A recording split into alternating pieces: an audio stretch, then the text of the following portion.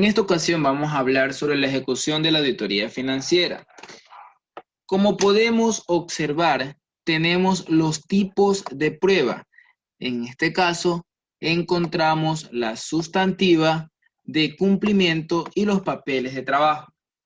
En cuanto a las sustantivas, consisten en comprobaciones diseñadas para obtener evidencia de la validez y propiedad de las transacciones y saldos que van formando los estados financieros de una organización.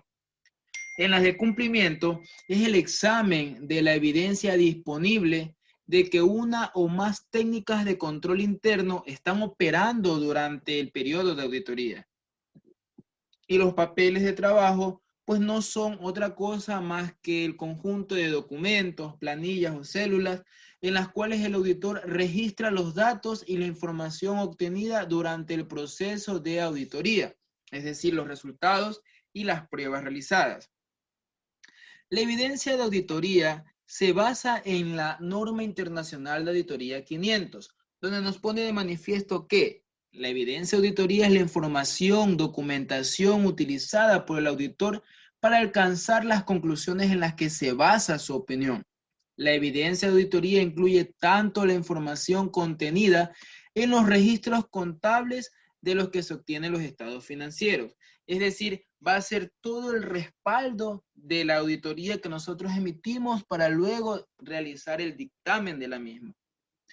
Cuando nos referimos a la obtención de evidencia suficiente y competente, pues en este caso el auditor lo debe realizar mediante la aplicación de pruebas de control y procedimientos sustantivos que le permitan fundamentar razonablemente los juicios y conclusiones que formule respecto al organismo, programa, actividad o función que sea el objeto de la auditoría que se está ejecutando en ese momento.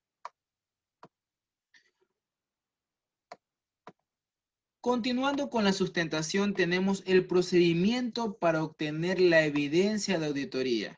Esta se puede realizar a través de la inspección, observación, investigación, confirmación, cómputo y por medio de procedimientos analíticos. En el caso de la inspección, tiene por objeto comprobar e investigar el adecuado cumplimiento de las obligaciones tributarias, los procedimientos, en este caso la regularización de la situación tributaria mediante las liquidaciones tributarias que correspondan.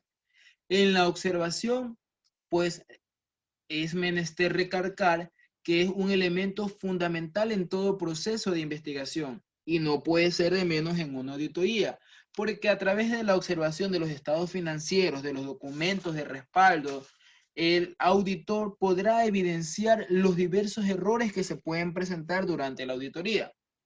En el caso de la investigación, este es el proceso que busca la efectividad para localizar la información referente a la auditoría que se está realizando. En este caso, si el auditor detectó un error en cuanto a un estado financiero, pues a través de la investigación va a determinar las razones o los motivos o el porqué de este error que se está evidenciando en la auditoría. La confirmación pues viene a determinar si lo que se ha evidenciado, encontrado, es correcto o no, y de tal manera solicitar información respecto a los saldos de ciertas cuentas y sus elementos contables. En el caso del cómputo, nos estamos refiriendo a toda la parte técnica de la computación, porque esto nos permitiría al auditor evitar la pérdida de tiempo innecesaria en caso de algún desperfecto técnico en las computadoras. Y los procedimientos analíticos, pues son las evaluaciones que realiza el auditor a los estados financieros y que consiste en comparar lo registrado con las expectativas del auditor. Para finiquitar la sustentación encontramos lo referente a la naturaleza, oportunidad y extensión de la evaluación de riesgo. En la naturaleza, los riesgos evaluados por el auditor pueden afectar tanto a los tipos de procedimientos de auditoría que se realizarán como a la combinación de estos. Por ejemplo, cuando un riesgo elevado es alto, el auditor puede confirmar la integridad de los términos de un contrato con un tercero, además de inspeccionar el documento. Asimismo, ciertos procedimientos de auditoría pueden ser más apropiados para algunas aseveraciones que para otros. En la oportunidad, el auditor puede realizar pruebas de control o procedimientos sustantivos en una ficha intermedia o al final del ejercicio. Recordemos que mientras más alto es el riesgo de errores de importancia relativa, más probable es que el auditor pueda decidir que es más eficaz realizar procedimientos sustantivos más cerca de o al final del ejercicio, en lugar pues de una fecha anticipada. Y el alcance de un procedimiento de auditoría se refiere al tamaño de la muestra que quedará cubierta con ese procedimiento. Debemos tomar en cuenta, pues si estamos haciendo una auditoría a una microempresa, una muestra puede ser pequeña o mediana.